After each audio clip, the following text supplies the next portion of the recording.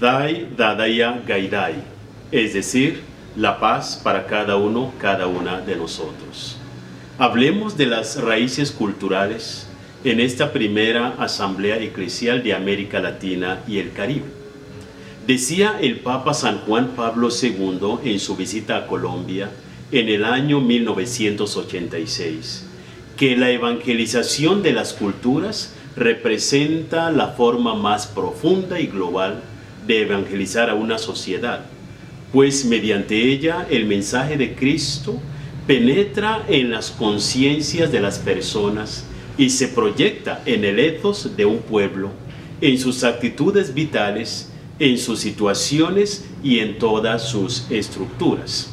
Asimismo, en la Conferencia Mundial sobre las Políticas Culturales, convocada por la UNESCO, se adoptó la Declaración de México del año 1982, en la cual se habla de la cultura como el conjunto de los rasgos distintivos espirituales y materiales, intelectuales y afectivos que caracterizan una sociedad o un grupo social. Ella engloba, además de las letras y las artes, los modos de vida, los derechos fundamentales al ser humano, los sistemas de valores, las tradiciones y las creencias. Podríamos decir entonces que hablar de las raíces culturales del continente equivale al hacernos la pregunta: ¿qué es lo que culturalmente nos distingue como latinoamericanos, caribeños, como Iglesia Católica en el continente? En muchos escenarios solemos resolver esta pregunta con afirmar la diversidad étnica y cultural del continente, y seguimos de largo como si se tratara de un mero ejercicio de reconocimiento, obviando lo que esta diversidad implica. En esta ocasión, la consigna es muy clara: las raíces culturales. Eso quiere decir, la Iglesia Católica en América Latina y el Caribe nos está invitando a poner nuestra mirada en las entrañas de este continente que el líder aymara Takir Mamani se refirió en la lengua cuna de Panamá como Abya Yala, que se traduce en tierra en plena madurez. Para descubrir esta tierra en plena madurez, entonces, quisiera comparar nuestro continente con el árbol, cuya belleza no está en el tronco, ni en las ramas, sino en las raíces, muchas veces invisibles para el ser humano, y donde el verdadero bosque está en el subsuelo, donde las raíces se abrazan, se entretejen, se hunden en las profundidades y las anchuras, buscando alimentos, fuentes de agua y la firmeza para la estabilidad de los árboles que somos hoy como iglesia, como sociedad, como pueblos distintos. Eso es lo que se me viene a la mente cuando pienso de una eclesiología y una evangelización que, aunque recibida desde el occidente, hunde sus raíces en el silencioso hermanamiento entre los mayas, los aztecas, los chichas, los quechuas, los aymaras mapuches, los guaraníes, los negros afrodescendientes en general, en el caso específico de los raizales, palenqueros, el pueblo garífona y todas las demás expresiones de la negritud en todas las Antillas. Mientras que los pueblos originarios viven este hermanamiento bebiendo de las fuentes propias de su identidad y espiritualidad, es decir, en su territorio. Para las comunidades afrodescendientes, al igual que las migraciones europeas y asiáticas, la madurez plena implica estar en conexión íntima con sus lugares de origen como clave hermenéutico, entrando así en una dimensión más compleja. Y para poder comprender esta dimensión, significa hablar de las raíces culturales de nuestro continente, nos vemos obligados a ampliarnos hacia los demás continentes. Lo cierto es que cada nación, cada pueblo, cada cultura vive cada una de estas experiencias de forma diferente, Y la convergencia de estas vivencias es lo que hoy nos define culturalmente como continente. Una gran tentación que tiene la Iglesia Católica en el continente, por ejemplo, ha sido tratar a los afrodescendientes a la sombra de los pueblos originarios, y esto lo constatamos efectivamente en nuestros documentos. Debido al tiempo limitado para abordar pues un asunto tan complejo, me permito enfocar mi intervención en dos elementos claves. En un primer momento, quisiera referirme al número 88 del documento de Aparecida, que nos dice lo siguiente: los indígenas constituyen la población más antigua del continente. Están en la raíz primera de la identidad latinoamericana y caribeña.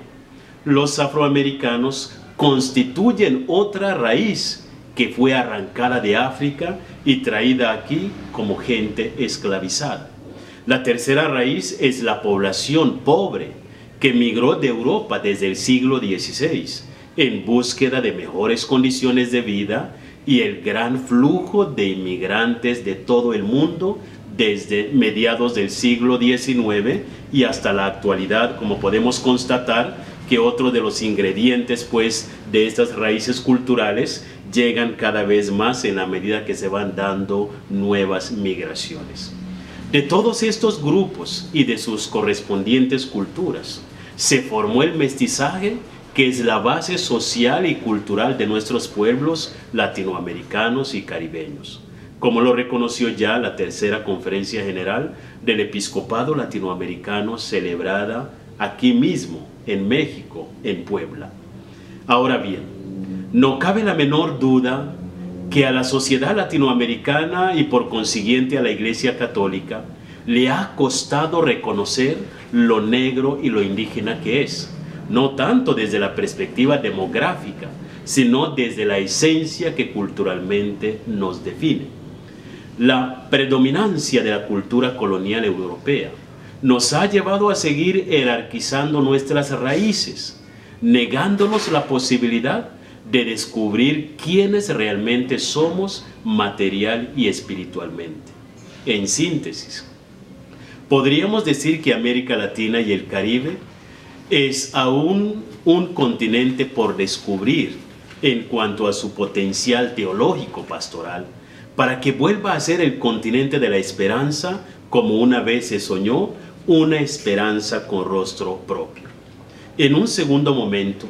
me permito enfocarme a la raíz que fue arrancada de África y traída aquí como gente esclavizada.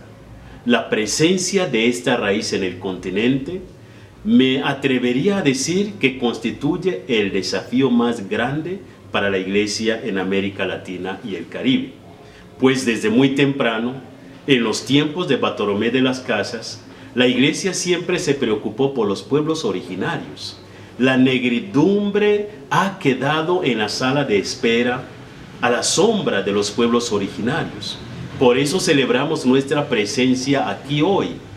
no solo en esta asamblea, sino también en la apertura del sínodo en el Vaticano, y esta participación que se convierte en un verdadero signo de lo que llamamos desde Aparecida un nuevo Pentecostés social y eclesial. Con simpleza sorprendente, aún se confunden las raíces culturales del pueblo negro del continente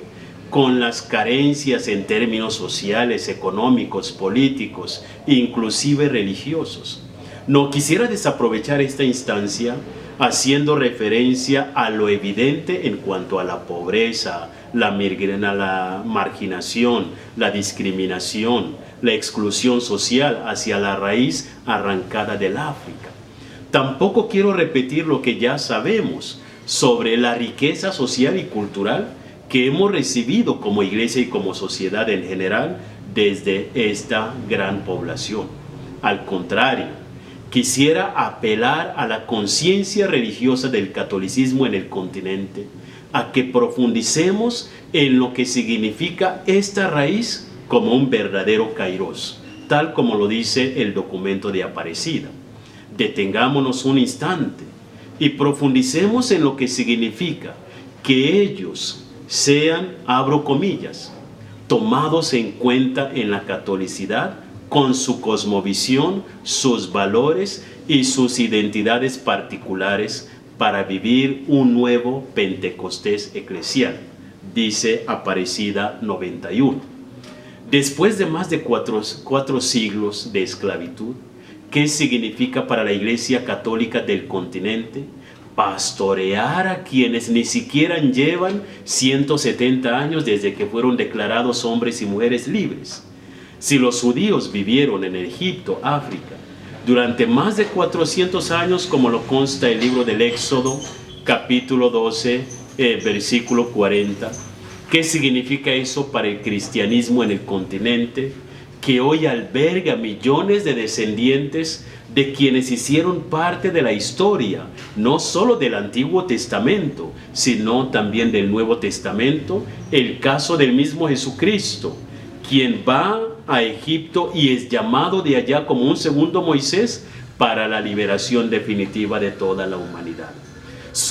Subyace entonces en las raíces del pueblo negro del continente algo más que la diversidad cultural. Se convierte en una fuente de reflexión teológica pastoral.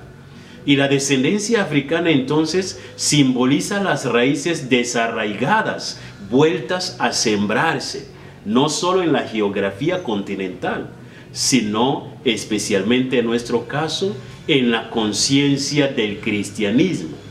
Desde allí, la voz de Dios, que clama detrás de la piel negra, muchas veces invisibilizada ante los ojos del mundo, esta voz que resuena al son de los tambores, sigue invitándonos para que juntos podamos sentirnos privilegiados, contar con esta raíz para la evangelización, no solo en el continente, sino